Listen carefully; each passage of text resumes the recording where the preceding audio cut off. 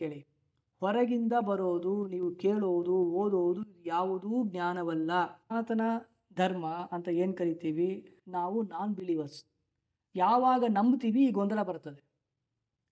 ನಾವು ಎಕ್ಸ್ಪೀರಿಯನ್ಸ್ ಮಾಡಬೇಕು.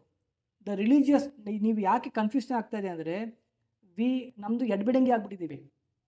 ನೀವು ರಿಲಿಜಿಯಸ್ ಆಗಿರಬೇಕು ಅಂತಾದರೆ ನಿಮ್ಮ ಇಂಟೆಲೆಕ್ಟನ್ನು ಯೂಸ್ ಮಾಡಲೇಬಾರ್ದು. ಅಲ್ಲಿ ಕ್ವಶನ್ಗೆ ಸ್ಪೇಸೇ ಇಲ್ಲ. ಸೊ ಅಲ್ಲಿ ಕ್ವಶನ್ಗೆ ಸ್ಪೇಸೇ ಇಲ್ಲ. You should accept. ಕಮ್ಯಾಂಡ್ಮೆಂಟ್ಸ್ ಇದೆ, ಟೆಸ್ಟಿಮೋನಿಸ್ ಇದೆ, ಅದನ್ನು ನೀವು ಅಕ್ಸೆಪ್ಟ್ ಮಾಡಬೇಕು. ಅದು ನಿಮ್ಗೆ ಆ ಸಿಸ್ಟಮ್ನ ಫಾಲೋ ಮಾಡಬೇಕು. ನೀವು ತಲೆ ಯೂಸ್ ಮಾಡಲೇಬಾರ್ದು. ಬಿಲೀಫ್ ಸಿಸ್ಟಮ್ಗೆ ಹೋಗಬೇಕು. ನೀವು ತಲೆ ಯೂಸ್ ಮಾಡ್ತೀರಿ ಅಂತಾದರೆ ಇದು ಸನಾತನ ಮಾರ್ಗ. ಇಲ್ಲಿ ಸೀಕಿಂಗ್.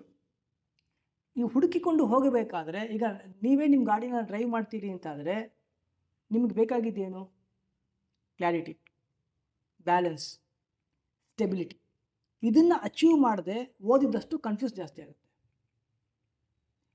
ಹಿಂದೆ ಕೂತ್ಕೊಂಡು ನಿದ್ದೆ ಮಾಡ್ಕೊಂಡು ಹೋಗ್ತೀರಿ, ಇನ್ನೊಬ್ರು ಡ್ರೈವ್ ಮಾಡ್ತಾರೆ ಅಂದರೆ that is a religious temperament. ಯಾರೋ ಬುಕ್ ಬರೆದಿದ್ದಾರೆ, ಅದನ್ನು ಬಾಯ್ಪಾಟ್ ಮಾಡಿ ಅದನ್ನು ನಂಬಿಕೊಂಡು ಶ್ರದ್ಧೆಯಿಂದ ಬದುಕಬೇಕು. ಅದು ಮುಕ್ತಿ ಸಿಗುತ್ತೋ ಬಂಧನ ಆಗುತ್ತೋ ಅದನ್ನು ಸಿಕ್ಕಿದ ಮೇಲೆ ಗೊತ್ತಾಗೋದು. ಯಾರು ನೋಡ್ಕೊಂಡು ಕೆಳಗೆ ಬಂದಿಲ್ಲ ಹೋದವರು. ಅಕಸ್ಮಾತ್ ನೀವು ಬರೋದಾಗಿದ್ದು ನಂಗೆ ಹೇಳಿ, ಕಾಯ್ತಾ ಇರ್ತೀನಿ ಕೆಳಗಡೆ. ನಾನು ಆ ಪಾಸಿಬಿಲಿಟಿ ತುಂಬ ಕಡಿಮೆ ಇದೆ. ಸೊ ಇಲ್ಲಿ ಏನು ಅಂದರೆ, ನಿಮ್ಗೆ ಯಾಕೆ ಕನ್ಫ್ಯೂಷನ್ ಆಗ್ತದೆ ಅಂದರೆ, you are not following any method to achieve ಚಿತ್ತವೃತ್ತಿ ನಿರೋಧ.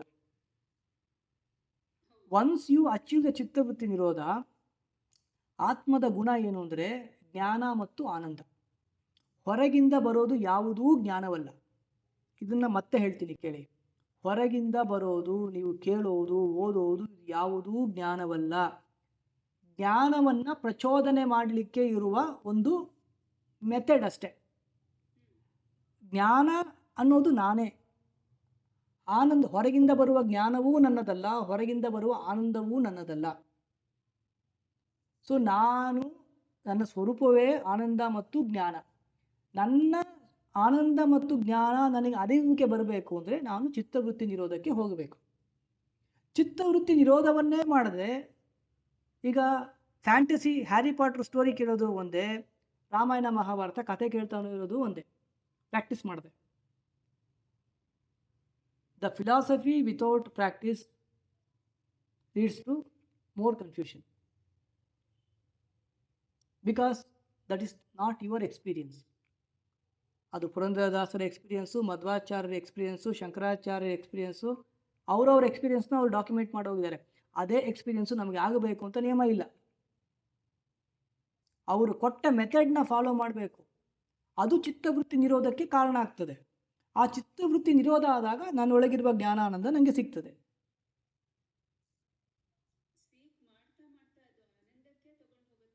ನಾನು ಅದನ್ನೇ ಹೇಳ್ತಾ ಇರೋದು. ನನಗೆ ನೀವು ಸೀಕೆ ಮಾಡ್ತಾ ಇಲ್ಲ. ಆ್ಯಕ್ಚುಲಿ ಇದು ಕನ್ನಡ ಸೀಕ್ ಆಗ್ತಾ ಇದೆ, ಇಂಗ್ಲೀಷ್ ಸೀಕ್ ಅಲ್ಲ. ಕನ್ನಡದಲ್ಲಿ ಸೀಕು ಅಂದರೆ ರೋಗ ಅಂತ. ಸೀಕು ಇಟ್ಸ್ ಲೈಕ್ ಅಂದರೆ ನಮ್ಮ ಎಕ್ಸ್ಪೀರಿಯನ್ಸ್ ಬರದೇ ಇರೋದನ್ನ ಜಾಸ್ತಿ ಜಾಸ್ತಿ ಜಾಸ್ತಿ ಓದಿದಷ್ಟು ಅದು ಮನೋರೋಗಕ್ಕೆ ಕಾರಣ ಆಗ್ತದೆ. ಎಷ್ಟು ವಿಷಯ ಓದಿದಿರಲ್ಲ ಅದರಲ್ಲಿ ಒಂದನ್ನು ಪ್ರಾಕ್ಟೀಸ್ ಮಾಡೋಕ್ಕೆ ಸ್ಟಾರ್ಟ್ ಮಾಡಿ.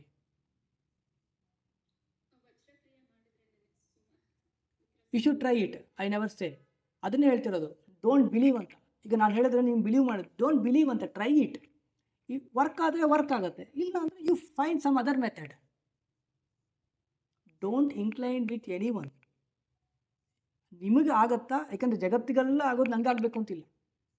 ಈಗ ಒಂದೇ ಬ್ರಹ್ಮಸೂತ್ರನ ಯಾರಿಗೆ 21 ಪರಂಪರೆ ಇದೆ. ನಮಗೆ 3 ಜನ ಗೊತ್ತು. ಯಾರು? ಶಂಕರಾಚಾರ್ಯ ಗೊತ್ತು, ಮಧ್ವಾಚಾರ್ಯ ಗೊತ್ತು, ರಮದಾಚಾರ್ಯ ಗೊತ್ತು. 3 ಜನ ತುಂಬ ಫೇಮಸ್ ಆಗಿ ಇರೋರು. 3 ಜನಕ್ಕೂ ಅದೇ ಪ್ರಸ್ಥಾನತ್ರಯಗಳು, ಅದೇ ಭಗವದ್ಗೀತೆ ಚೇಂಜ್ ಇದೆಯಾ? ಬ್ರಹ್ಮಸೂತ್ರ ಚೇಂಜ್ ಇದೆಯಾ? ಉಪನಿಷತ್ ಚೇಂಜ್ ಇದೆಯಾ? ಆದರೂ ಒಬ್ಬರಿಗೆ ಅದ್ವೈತ ಕಾಣ್ತು, ಒಬ್ಬರಿಗೆ ವಿಶಿಷ್ಟಾದ್ವೈತ ಕಾಣ್ತು, ಒಬ್ಬರಿಗೆ ದ್ವೈತ ಕಾಣ್ತು.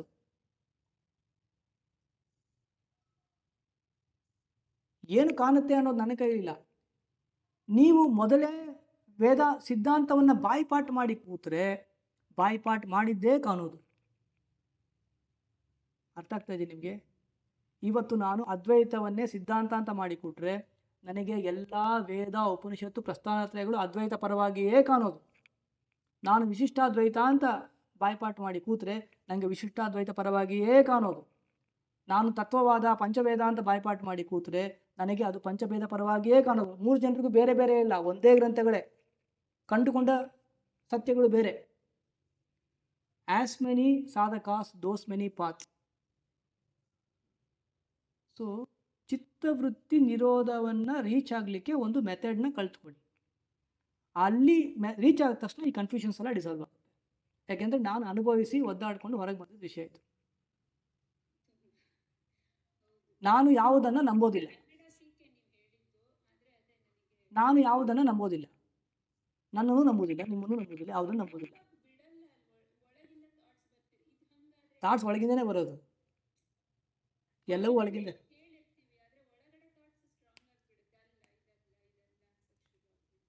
ಅದು ಇದು ಹೌದು ಅಂತ ಸಿಗೋ ತನಕ ಸ್ಟಾಪ್ ಆಗಬೇಡಿ ಅಷ್ಟೇ. See, confusion is better than wrong conclusion. Confusion ತುಂಬ ಒಳ್ಳೆಯದು ರಾಂಗ್ ಕನ್ಕ್ಲೂಡ್ ಆಗೋದಕ್ಕಿಂತ. ಅದಕ್ಕೆ ತಪಸ್ಸು ಅಂತ ಕರೆಯೋದು.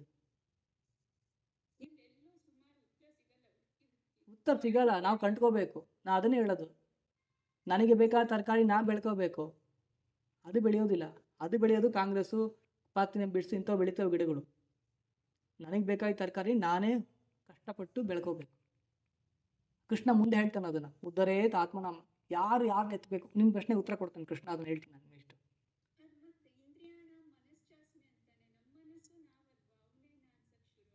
ಹಂಗಲ್ಲ ಇದು, ಅದೇನಂತ ಉತ್ತರ ಕೊಡ್ತೀನಿ ನನಗೆ. Very good question. I will answer this.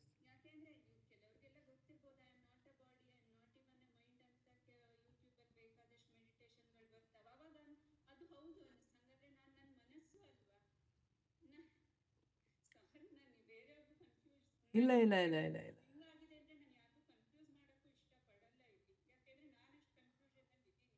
ಇಲ್ಲ, ನಾನು ನಿಮ್ಗೆ ಹೇಳ್ತಾ ಇದ್ದೀನಲ್ಲ, ನೀವು ಕೇಳೋದೆಲ್ಲ ಕರೆಕ್ಟಾಗೇ ಇದೆ.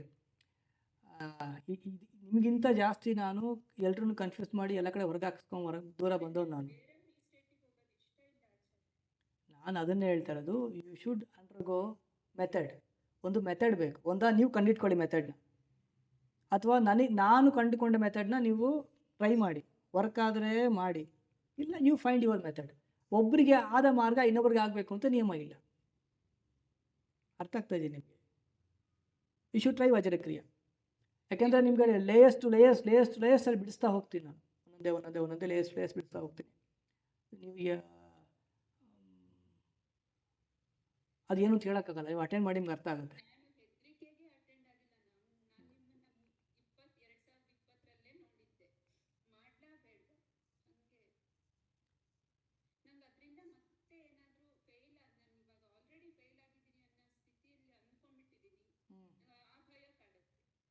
ಅದು ಏನಾಗಲಿಕ್ಕೆ ಈಗ ಫೇಲ್ಯೂರ್ ಏನು ಗೊತ್ತಾ? ನಾನು ಟ್ರೈ ಮಾಡದೇ ಇರೋದು ಫೇಲ್ಯೂರ್, ಅಟೆಂಪ್ಟ್ ಮಾಡದೇ ಇರೋದು ಫೇಲ್ಯೂರು. ಅಟೆಂಪ್ಟ್ ಮಾಡಿ ಕೆಳಗೆ ಬೀಳೋದಲ್ಲ. ಫೇಲ್ಯೂರ್ ಅನ್ನೋದು ಏನು ಅಂದರೆ, ನನ್ನ ಕೈಯಲ್ಲಿ ಏನು ಮಾಡಲಿಕ್ಕೆ ಆಗುತ್ತೆ ಅದನ್ನು ನಾನು ಮಾಡದೆ ಹೋದರೆ ಮಾತ್ರ ಫೇಲ್ಯೂರು. ಮಾಡಲಿಕ್ಕೆ ಆಗದೆ ಇರೋದನ್ನು ಮಾಡದೇ ಇರೋದು ಫೇಲ್ಯೂರೇ ಅಲ್ಲ. ಅರ್ಥ ಆಗ್ತಾ ಇದೆ ನಿಮಗೆ? ನಿಮ್ಮ ಕೈಯಲ್ಲಿ 1 kg ಎತ್ತೋ ಶಕ್ತಿ ಇದೆ, 1 kg ಎತ್ತದೇ ಇರೋದು ಫೇಲ್ಯೂರು, 100 kg ಎದ್ದೇ ಇರೋದಲ್ಲ.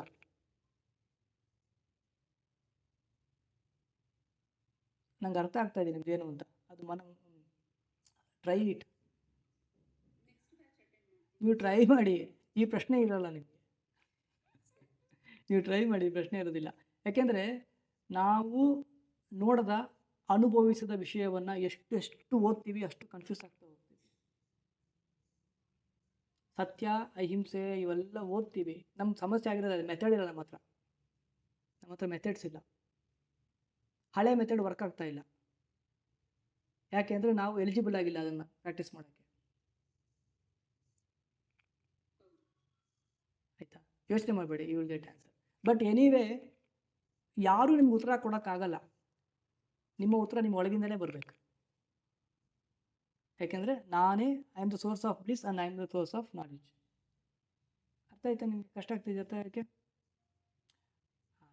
ನಿಮ್ಗೆ ಅರ್ಥ ಆಗುತ್ತೆ. ಇದು ಮುಂದೆ ಕೃಷ್ಣನೇ ಹೇಳ್ತಾನೆ ಇದೇನು ಅಂತ. ಮುಂದಿನ ಶ್ಲೋಕದಲ್ಲಿ ಕೃಷ್ಣ ಹೇಳ್ತಾನೆ, ಆತ್ಮನ ಎತ್ಕೊಬೇಕು, ಇನ್ನೊಬ್ರು ಎತ್ಕೊಳ್ಳಲ್ಲ ಅಂತ.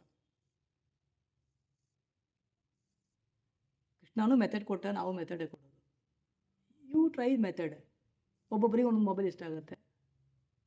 ಎಲ್ಲ ಕಂಪ್ನಿ ಮೊಬೈಲು ಸೇಲ್ ಆಗ್ತದೆ ಅಲ್ವಾ? ಕೆಲವರಿಗೆ ಲಿನಕ್ಸ್ ಇಷ್ಟ, ಕೆಲವರಿಗೆ ವಿಂಡೋಸ್ ಇಷ್ಟ, ಕೆಲವರಿಗೆ ಮ್ಯಾಕ್ ಇಷ್ಟ, ಕೆಲವರಿಗೆ ಆ್ಯಂಡ್ರಾಯ್ಡ್ ಇಷ್ಟ. ಫೈನಲಿ ಯಾವುದೇ ಸಿಸ್ಟಮ್ ಫಾಲೋ ಮಾಡಿದರೂ ನಿಮ್ಮ ಅಪ್ಲಿಕೇಶನ್ಸು ಇಂಟರ್ಫೇಸ್ ಒಂದೇ ಥರ ಇರ್ತದೆ, ಅಷ್ಟೇ ವಿಷಯ. ಐ ಅಂಡರ್ಸ್ಟ್ಯಾಂಡ್, ನೀವೇನು ಹೇಳ್ತೀರಿ ನಂಗೆ ಅರ್ಥ ಆಗ್ತದೆ, ನಿಮ್ಗೆ ಉತ್ತರ ಸಿಗುತ್ತೆ. ಓಕೆ, ಆಯ್ತು ಆಯ್ತು ಆಯ್ತು ಆಯ್ತು ಆಯ್ತು, ಒಳ್ಳೆಯದಾಗಲಿ. ನಾಳೆ ಸಿಗೋಣ. ಶ್ರೀಕೃಷ್ಣ. ಧನ್ಯವಾದ. ಒಳ್ಳೆಯದಾಗಲಿ. ಹೋಗ್ಬೇಡಿ, ಹೋಗ್ಬಿಡ್ರಿ. ಆಯ್ತು, ಹೋಗ್ಬನ್ನಿ. ಕೃಷ್ಣ.